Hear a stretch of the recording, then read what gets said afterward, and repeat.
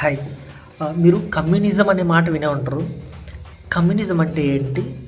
ఇండియాలో ఎన్ని types of communisms ఉండేటివి అనేది సింపుల్గా తెలుసుకుందాం. Let's break down. సింపుల్గా చెప్పాలంటే ఇండియాలో 2 టైప్స్ ఆఫ్ కమ్యూనిజమ్స్ ఉండేటివి.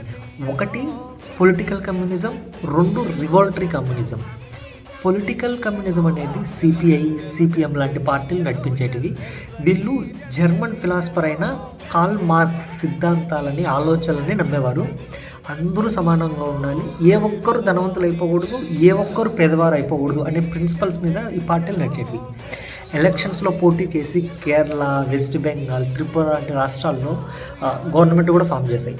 ఇంకా సింపుల్ చెప్పాలంటే డెమోక్రసీలో ఉంటూ ప్రజలకి న్యాయం చేసేవాళ్ళు, సమానత్వాన్ని ఎక్కువగా ఎంకరేజ్ చేసేవాళ్ళు. రెండోది తీసుకుంటే రివోల్టరీ కమ్యూనిజం. ఈ రివోల్టరీ కమ్యూనిజాన్నే నక్సలిజం లేదా మావోయిజం అంటారు.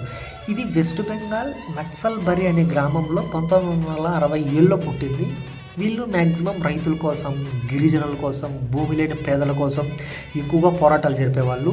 వీళ్ళు కొన్నిసార్లు పీస్ఫుల్గా జరిపేవాళ్ళు, కొన్నిసార్లు ఆయుధాలతో జరిపేవాళ్ళు. ఈ ఆయుధ పోరాటాలు ఇవన్నీ మ్యాక్సిమం వచ్చేసి ఆంధ్రప్రదేశ్లో, తెలంగాణలో, ఛత్తీస్గఢ్లో, జార్ఖండ్లో, ఆ తర్వాత ఒడిస్సాలో ఎక్కువగా జరిగేటివి. ఇంకా సింపుల్గా చెప్పాలంటే వీళ్ళు డెమోక్రసీ బయట నుంచి అడవుల నుండి, ఆ తర్వాత వచ్చేసి గ్రామాల నుంచి వీళ్ళ పోరాటాలు సాగించేవాళ్ళు. రెండింటికి తేడా ఏమంటే వీళ్ళ దారులు సపరేట్ అయినా, ఒకరు డెమోక్రసీలో ఉండి ఒకరు డెమోక్రసీ బయట నుంచి పోరాటాలు జరిపినా కూడా ఇద్దరు కూడా ఇన్ఈక్వాలిటీని తగ్గించడానికే వీళ్ళ పోరాటాలను జరిపేవాళ్ళు.